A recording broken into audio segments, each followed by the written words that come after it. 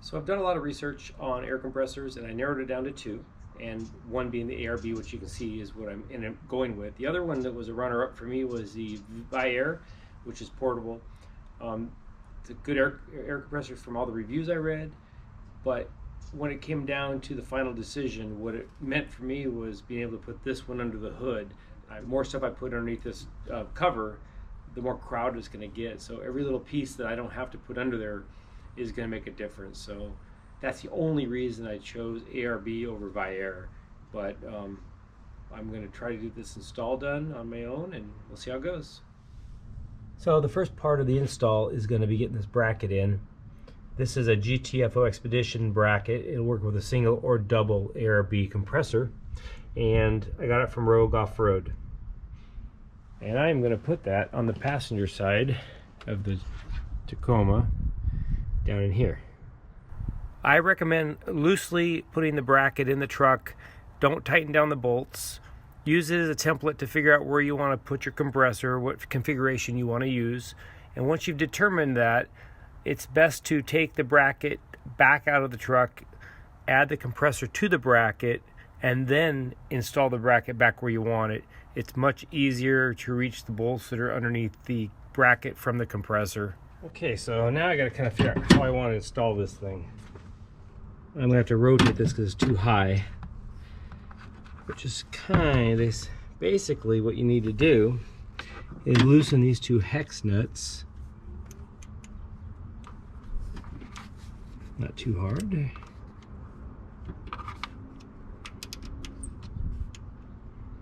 Supposedly you can put this compressor in multiple configurations, whatever suits your need for the space, from what I read on the directions.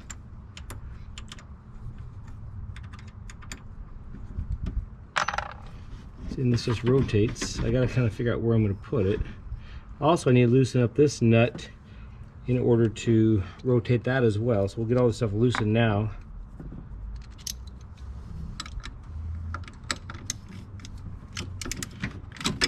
Probably should have done this one first. Not too hard though.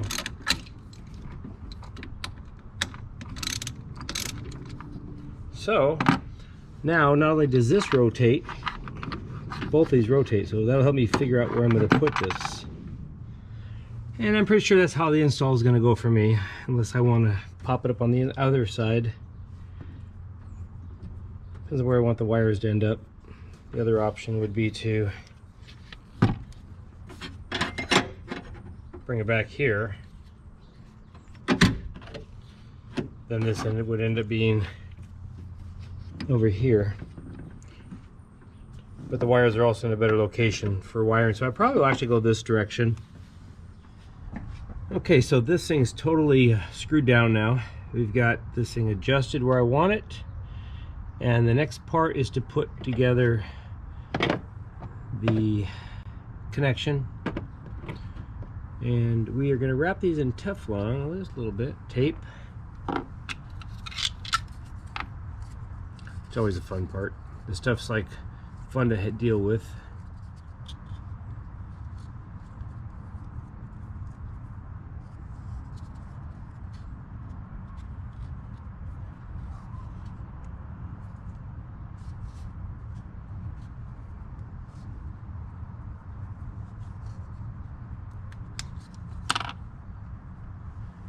And that's gonna go here. Pull that plug out.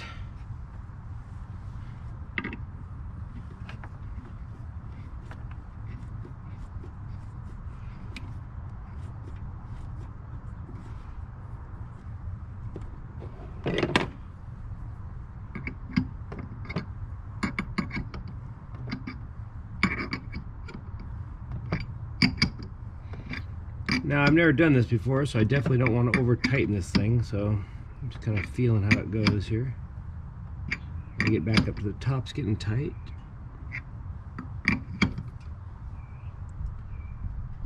Feels pretty good right there.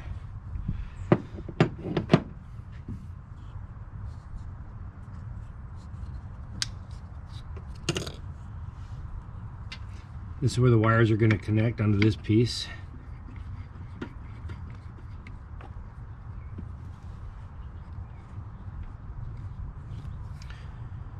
And then this one.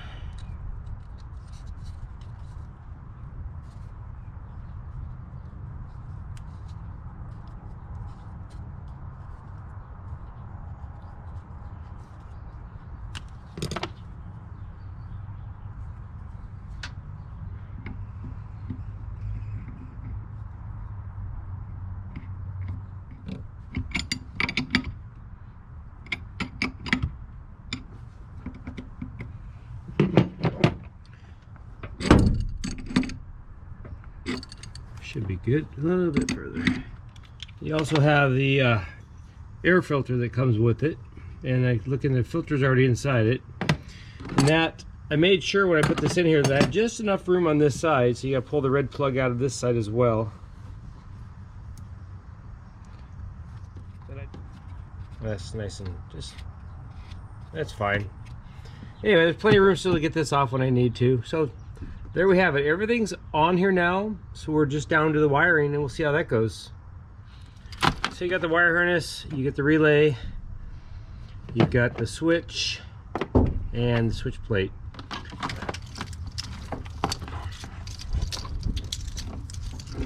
All right. Interesting.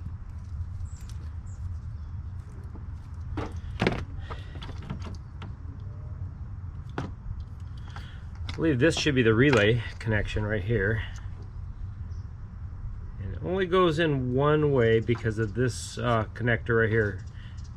So there's how it fits in. I'll find a place for that once I know how I'm going to lay this out.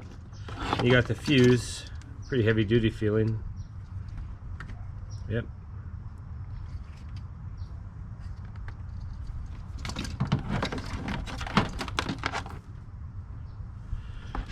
So here's your positive, obviously red, and you've got 2 grounds.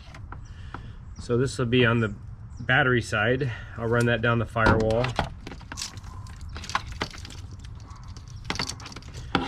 Here are your connectors here. I'm guessing then this is for the switch.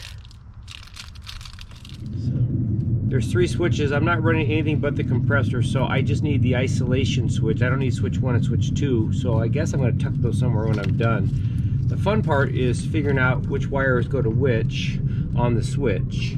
Now, there is in the instructions, there is a layout of electrical, so make sure I have this right.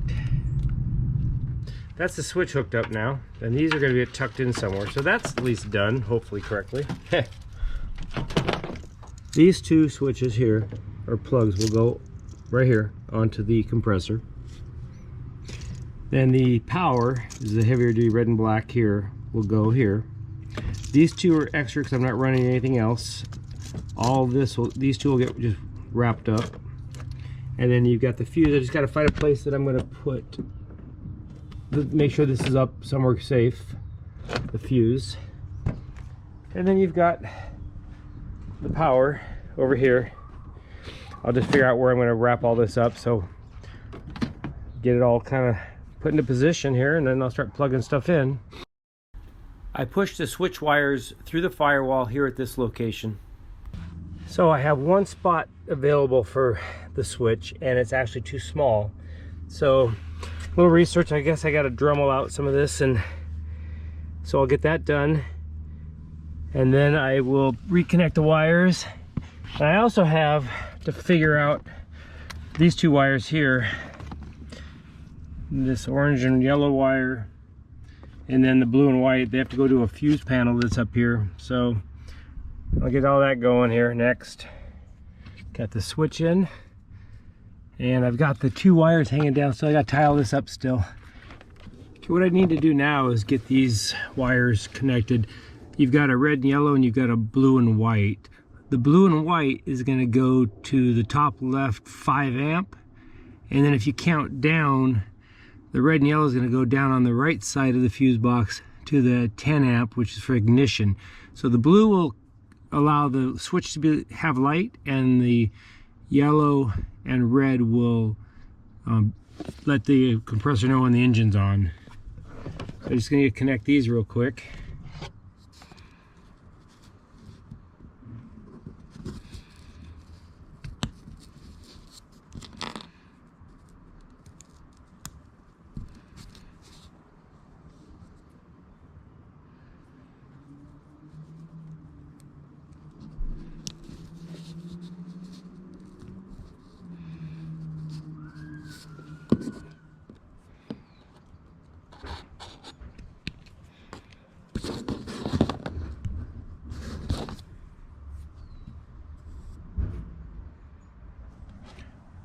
So these wires are a little bit thin, and it was made a little bit more difficult of a challenge to get them connected to the fatter wires on these fuse holders, these adapters.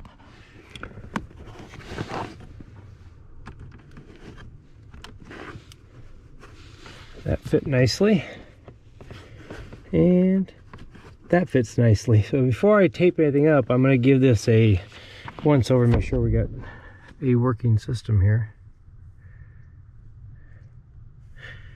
The only downside I see is the cover is going to have to stay off the fuse box. Maybe I'll figure out a way to cover it with something. Alright, now that I got the fuses attached, the connections, let's do this. Get this battery positive back on here.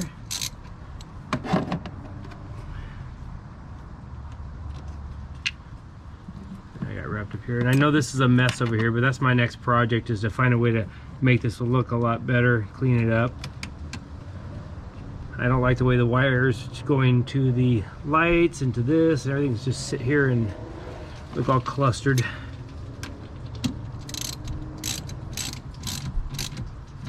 So I'm going to work on a little box here, some type of system where I can put all these wires into one box. I just have one wire coming here, but for right now we're good. Let's just see if this is going to work for us.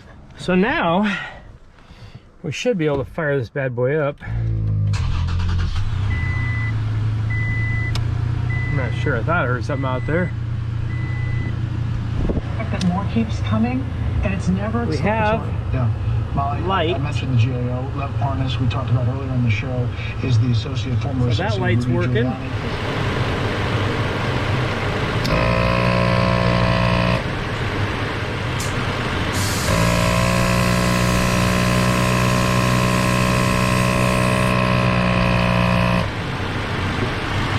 Seems immediately like we got success.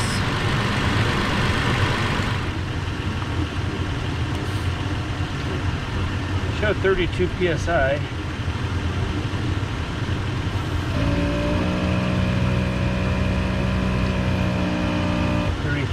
So yeah.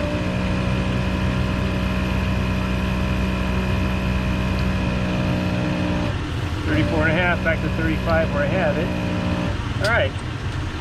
There you go. Looks like we have success. It's a good location. I will just clean this up a little bit and we're good to go. Questions about your dog's age, breed, Nicely done. Just gotta clean up these wires down here, tape them up, and this project is a success.